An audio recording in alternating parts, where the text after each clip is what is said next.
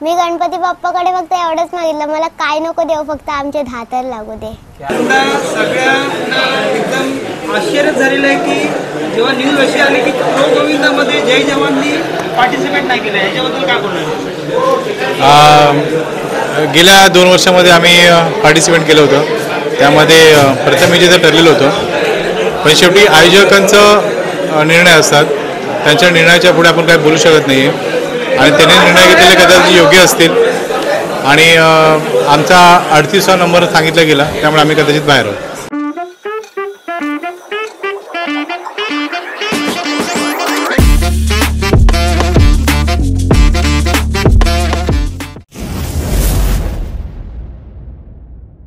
तो दोस्तों अभी हम आए हैं जय जवान गोविंदा पथक के जो टॉपर होती है और वो भी एक लड़की है.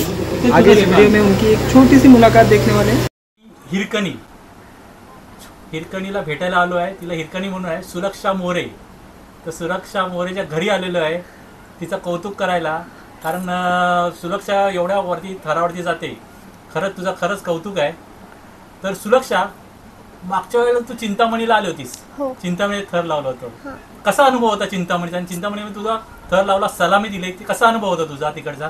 तिकडचा माझा खूप मस्त अनुभव होता. आणि थराचं तर काय नाही, मी गणपतीच्या समोर सलामी दिली, तेच माझ्यासाठी खूप मोठं आहे. मी गणपती बाप्पाकडे फक्त एवढंच मागितलं, मला काय नको देऊ, फक्त आमचे 10 तर लागू दे. क्या बात आहे. ठाण्याची जी वर्तक नगरची जी आपली ठाण्याची जी हंडी होती संस्कृती प्रतिष्ठानची, भर पावसामध्ये सुरक्षा, तुला थोडी पण भीती न वाटता आपले सगळे दादा लोक आपल्या बरोबर आहे आणि अशी तू त्या हिरकणी सारखी चढत होतीस आणि अख्ख्या महाराष्ट्राने नव्हे सगळ्या भारताने बघितलं तुला काय वाटत होतं त्या क्षणाला? एवढा पाऊस पडतोय तेव्हा तिथे खूप पाऊस होता, मला थंडी पण वाजत होती, पण मी ते कंट्रोल करून मी वर चढली आणि मला पडायची तर भीतीच नव्हती, कारण जे माझ्या खाली दादा असतात त्यांच्यावर माझा पूर्ण विश्वास असतो. सुरक्षा, मी तुला असं विचारीन, आपल्या मुंबईमध्ये भरपूर असे गोविंदा पथक आहेत आणि त्या गोविंदा पथकात तुझ्यासारखे छोटे छोटे असे टॉपला चढणारे लहान मुलं आहेत, तर त्या मुलांना तुझ्यातर्फे काय संदेश असेल? आपण कधीच घाबरायचं नाही, आपल्या खाली जे दादा लोक असतात त्यांच्यावर विश्वास ठेवायचा.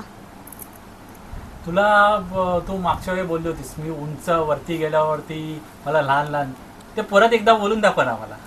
मी जेव्हा वरती चढते ना, मी सगळ्यात पहिल्या दिवशी गेलेली ना, तेव्हा आमच्या सरांनी माझ्यावर विश्वास ठेवून सगळ्यात पहिल्याच दिवशी मला 6व्या आणि 7व्या थरावर चढवलेलं. तेव्हा मी खाली बघायची, मला भीती नाही वाटायची. सगळे मला खालून ओरडायचे, खाली नको बघू, समोर बघ. मी खाली बघायचे ना, तेव्हा मला सगळं छोटं छोटं दिसायचं, तेव्हा मला खूप मजा यायची.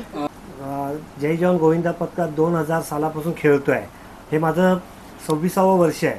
ज्या टायमाला आम्ही मंडळ स्थापन झालं आमचं दहीहंडीचं, त्या दिवसापासून मी दहीहंडीमध्ये कार्यरत आहे. आणि मी अचानकमध्ये, म्हणजे माझ्या मुलीला काही तालीम न देता ती अचानकमध्ये आमच्या संदीप सरांना जाऊन भेटते आणि सरांना सांगते की सर मला वर चढायचं आहे. सरांनी फक्त एकच तिला प्रश्न विचारला, तू कोण? तर तिने सरांना सांगितलं की मी सतीशची मुलगी. ठीक आहे सर बोलले, ठीक आहे थांब, तुला मी वर चढवतो. आणि तिला पहिल्याच दिवशी पहिल्या 3ऱ्यावर चढवलं आणि मग जेव्हा 6व्या आणि 7व्यावर चढवलं त्या टायमाला मी मैदानात उपस्थित नव्हतो. मी जस्ट डॉक्टरकडनं, आमच्या बाबा ॲडमिट होते, मी तिथून घरी आल्यावर माझ्या बायकोने सांगितलं की तुमची मुलगी खेळायला गेली आहे दहीहंडी. मी त्याच अवस्थेत धावत पळत बघायला गेलो. जेव्हा मी मैदानात पोचलो तेव्हा मला माझे मित्र सहकारी यांनी सांगितलं, अरे तुझी मुलगी मस्तच चढते रे दहीहंडीला. पण मला तेव्हा विश्वास पटला नाही, कारण आम्ही पहिल्या दिवशी असं म्हणजे 6व्या थराला कोणालाही कधी चढवलं नव्हतं सरांनी.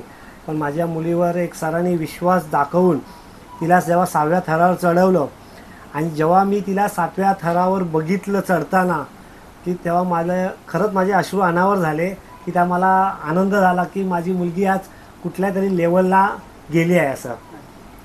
कारण मला तो आनंद अजूनही माझ्या म्हणजे सांगू शकत नाही, मी व्यक्त करू शकत नाही की माझी जी मुलगी आज जय जवान गोविंदा पथकासाठी खेळते. आम्हाला संदीप सरांनी तिला जी संधी दिली त्या संधीचं तिने खरंच सोनं केलं आणि भविष्यात संदीप सर तिला संधी देतील आणि त्या संधीचं ती खरंच सोनं करून दाखवेल आणि परत तिचं स्वतःचं आणि जय जवानचं नाव मोठं करेल.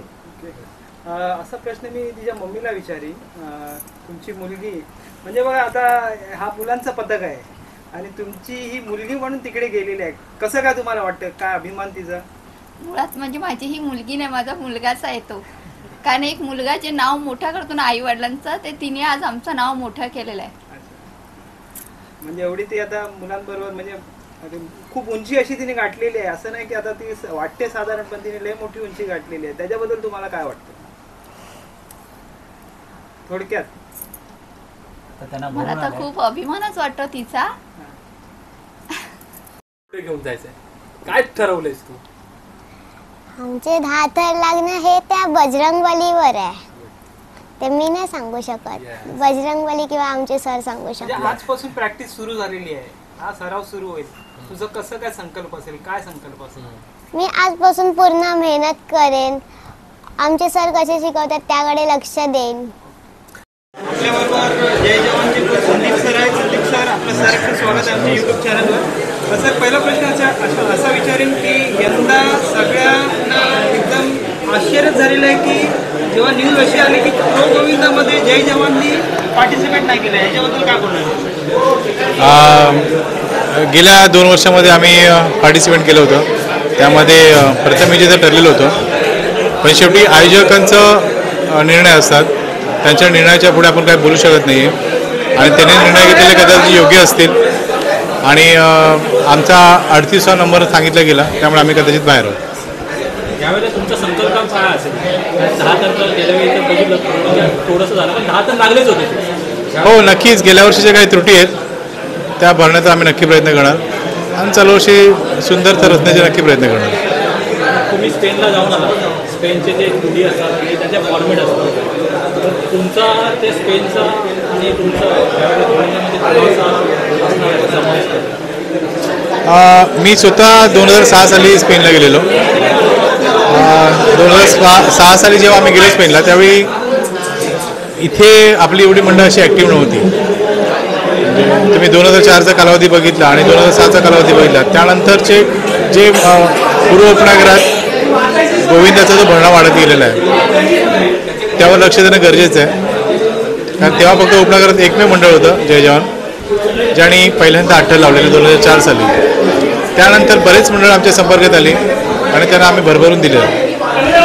जेव्हा आम्ही 8 थराची संकल्पना पूर्ण केली, जे 6च्या रेसमध्ये ते 7मध्ये आले, जे 7च्या रेसमध्ये ते 8मध्ये आले, तर आम्ही जय जवान गोविंदा पथक म्हणून आम्ही सगळ्यांना भरपूर काही दिलेलं आहे आणि त्याचा आम्हाला फार अभिमान वाटतो की आता येणाऱ्या ह्या 2025मध्ये मे बी आमच्या जोगेश्वरीमध्ये जवळजवळ 68च्या वर गोविंद आहेत, त्यात अर्धे म्हणाला तरी 8 ठर लावणारे गोविंद आहेत. खूप अभिमान वाटतो आम्हाला. सर, महाराष्ट्र आणि मुंबईमध्ये भरपूर अशी आता नवीन गोविंद पथक तर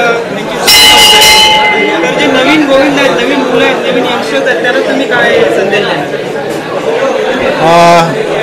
नवीन मंडळ आणि नवीन खेळाडूंना सूचना देण्यात मी काय एवढा मोठा नाही आहे, पण एक नक्की सांगेन, जेव्हा 2014 साली दहीहंडी कायद्याच्या कचाट्यात अडकलेली, तेव्हा सर्वप्रथम जय जवान गोविंदा पथकाने पुढाकार घेऊन सुप्रीम कोर्टातनं ही दहीहंडी वाचवली आणि ती वाचवत असताना आम्हाला फार अभिमान झाला की आपण आपली हंडी वाचवली.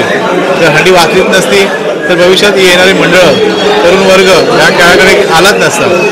तर आणि आता जी मंडळं आलेली आहेत त्या मंडळाचं आम्ही सगळ्यांचं स्वागत करतो की त्यांनी सर्वोत्तम चांगले थर लावावेत, कॉम्पिटिशन करावं. स्पर्धा आहे, नक्की स्पर्धा आहे, त्यासोबत आपला सण आणि उत्सव कसा टिकेल त्याकडे जास्तीत जास्त भर द्यावा.